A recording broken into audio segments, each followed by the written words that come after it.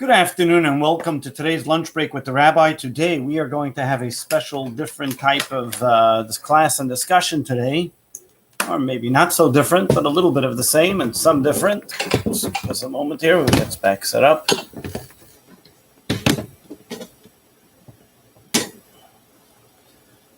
And as yesterday was a special time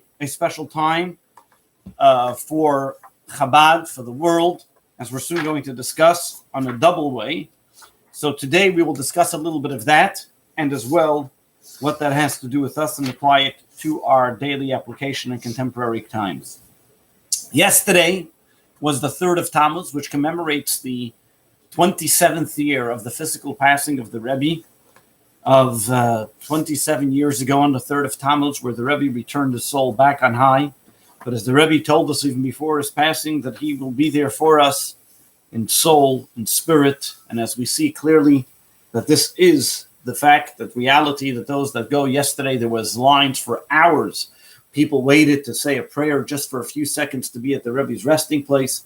And thankfully, those that live close by have that opportunity to go there at all times to beseech on behalf of Almighty that we should, that our prayers be answered. But that's one point on the actual calendar, and we'll see how that correlates with what we're going to talk about today.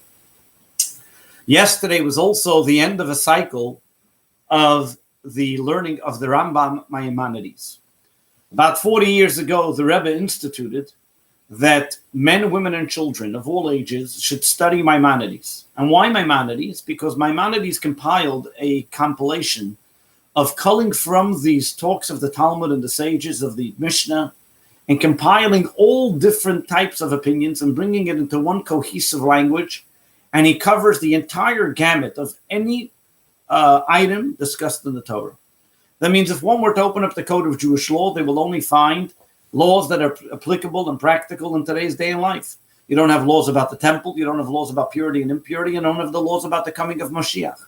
Maimonides wanted that there should be one compilation which would include every single law that one can imagine that's discussed in every gamut and every part of the Torah.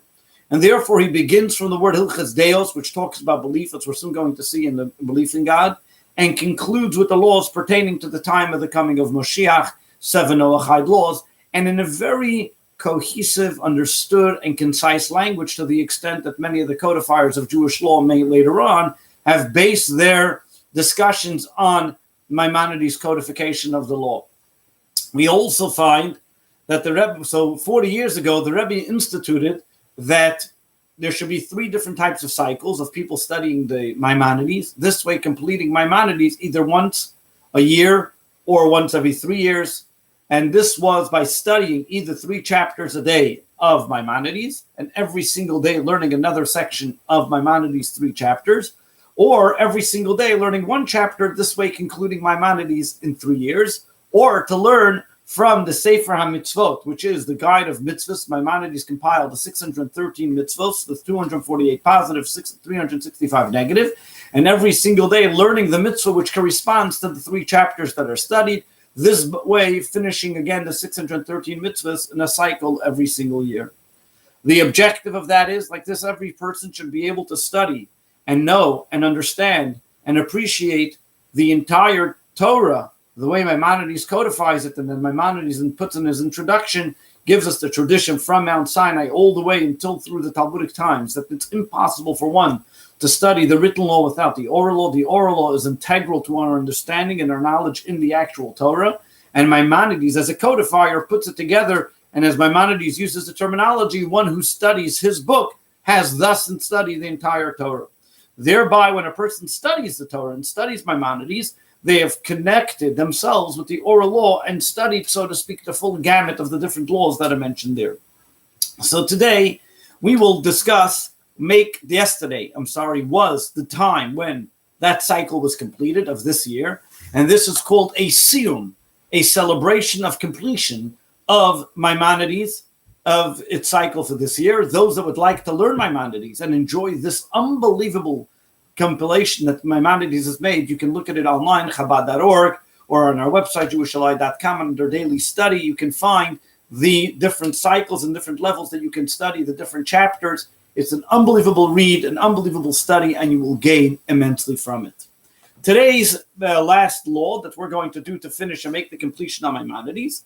Maimonides concludes about the laws pertaining to the coming of Mashiach.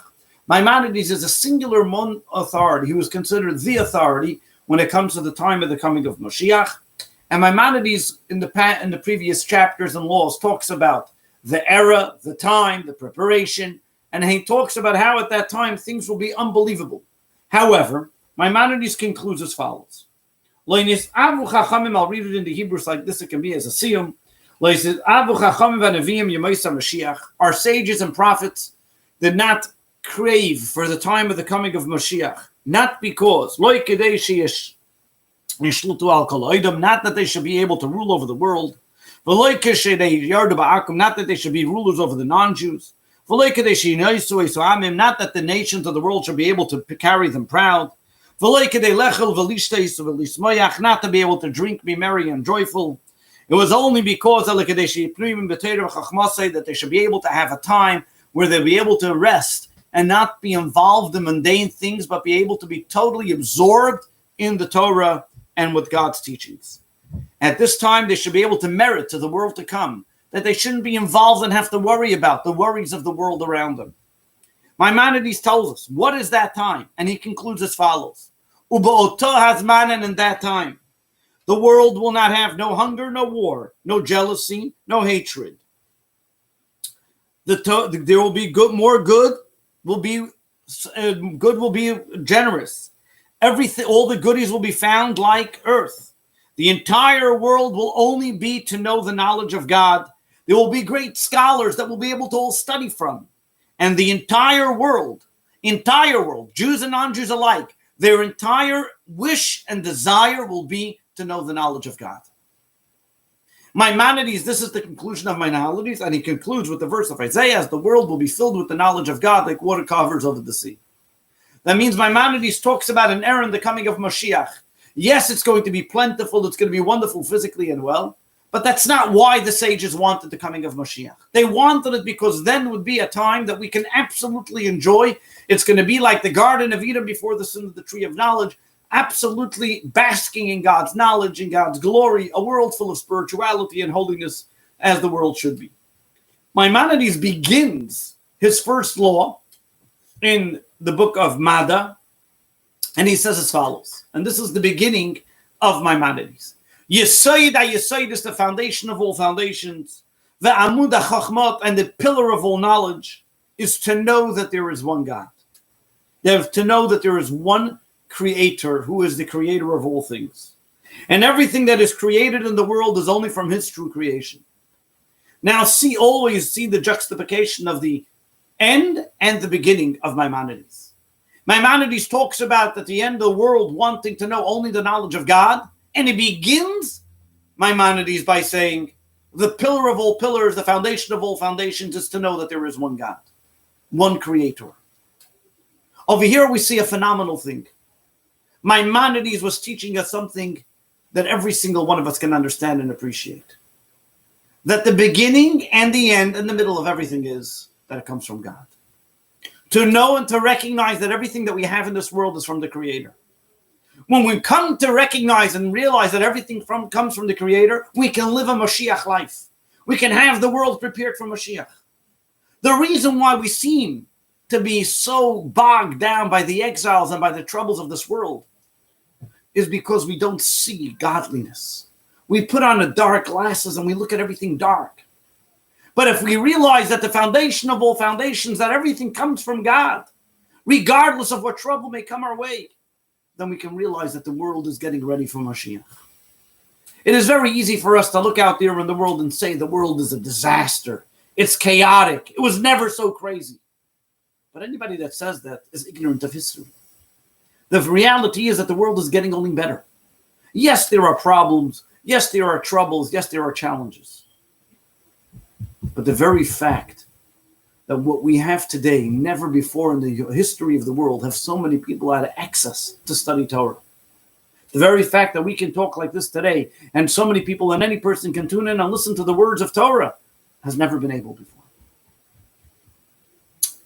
The Rebbe took it a notch greater, based on this concept of Maimonides, where Maimonides tells us that the opportunity of the world, the entire universe, will come to the time of the coming of Mashiach to just know the knowledge of God.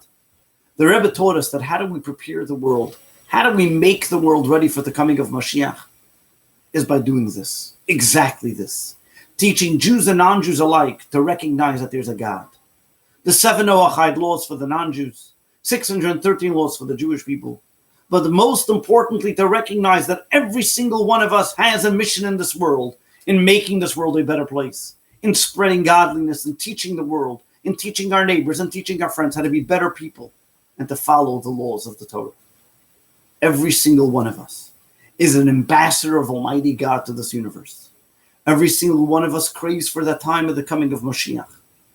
And as Maimonides uses the terminology, we all must imagine and see the world as it's on a balanced scale. And that one mitzvah can tip the scale and bring about the coming of Mashiach. It's up to you to do that one good deed, physical good deed, material good deed, spiritual good deed, and tip the scales and bring Mashiach. May it be now. Amen. God bless you. Have a wonderful day. I look forward to speaking with you again tomorrow. Lunch break with the Rabbi at 1 p.m.